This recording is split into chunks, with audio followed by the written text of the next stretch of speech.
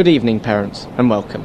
Now, starter for 10, I gotta say, since I became head teacher of St Thatcher's School last year, after the sad demise of Mr Andrews in a boating accident, whilst he was on holiday in the Sahara, I've really brought in some level 5 thinking to turn this place around 360 degrees.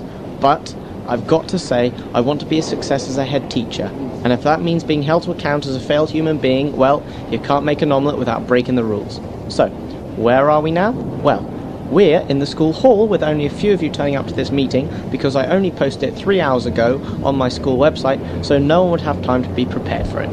And also on the same day England played Germany in a World Cup qualifier, and Rita, the dyslexic barmaid in EastEnders, reveals she is, in fact, Kay Slater's brother. So, first on my flashy PowerPoint, finance. Well, I raffled for cash the Christmas tree we had donated, and I'm pleased to say I've been able to cut a finance deal with Academy sponsors United Money. This is a very good deal for the school, and as long as Year 7 can continue to produce 3 pairs of trainers each a day, we should be quids in.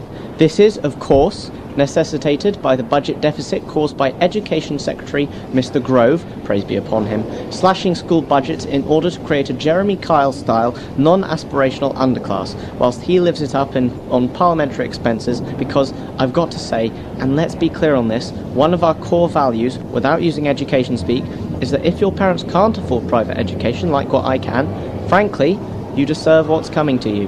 Now, looking in my notebook where I've got to say I like jotting down doodles as it makes me look more intimidating, I've just been on an all-expenses-paid trip to Cuba where we've set up an exchange program with Guantanamo High School, and I think you'll agree the bright orange uniforms will make our truants really easy for the guards to spot.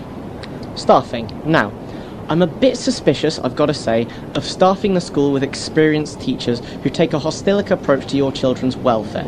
But staffing of the school is now at a sustainable level.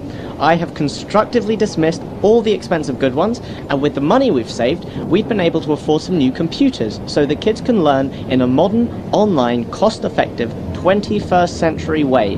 Qualifications that will, most importantly, push us up the National League tables, but be of no use whatsoever in the outside world. Moving forward, I'd like to welcome 4 new members of staff this term, but instead I've only recruited 2 cheap, inexperienced ones who shall be working with us into an early grave as soon as possible. First, I'd like to welcome Mr Jenkins, who come to teach French, and if I catch any of the children laughing at Mr Jenkins' deformity, I will suspend them, even if it is funny. We are also pleased to have with us Mr Unbonko, who on weekday mornings will teach Year 10 Swahili, and on weekday afternoons they will teach him English. I know some of you think this is going too far, but please, I gotta say, as I said at the last conference I attended to show how great I am, this is a period of sustained transition, and I've got to say, not only do I know where you live, but I have your children already.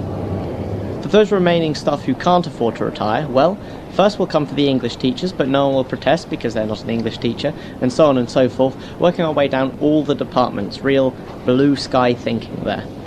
There have been a few changes to the school curriculum, and for the first time I have made technology compulsory. Yes, resistant materials technology will be taken much more seriously in the future. In fact, I want the gymnasium finished by Christmas. Whilst we're on the subject, I very much regret to inform you that Mr Newton, our school caretaker of some 30 years standing, fell to his death this morning from long-term asbestos poisoning. So tomorrow I'm giving Year 8 the morning off in his memory. They'll get the spades from me and the body from reception. Now, school has probably changed a lot since you were last here. For a start, things are more data analysis driven than ever before, and that's one of Mr Grove's big idea, praise be upon him. This is not just numerical psychobabble, it also means no one cares anymore about individuals. It also means both staff and students being given unachievable targets which could be used as a, metaphorical of course, stick to beat people with. So thanks very much to the history department and their lessons on Joseph Stalin for that great leap forward there.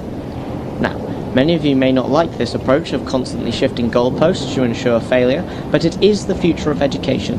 So we need to re-establish that you better start loving Big Brother now while you still can. Next on the PowerPoint, school inspectors. Now, I've got to say I was pleased we were awarded the Ofsted status of complying with Mr Grove's diktats, but next year I want to go all out for progressing to achieve the higher status of humanity crushed. Now, I've got to say, this will mean value for money for you and a gold star for me, so trust me, it's all for the best. But it's also a concern to take us forward, sentence, meaningless, sounds good, looks good on a website, no press allowed in. Now, I'm sure you've all got questions, but believe me, this is real level 5 management there. They don't matter because I'll leave my minions to answer them, and besides, every other school in the area is exactly the same, so you're stuck with it, at least until the next election. If we ever have another one, that is.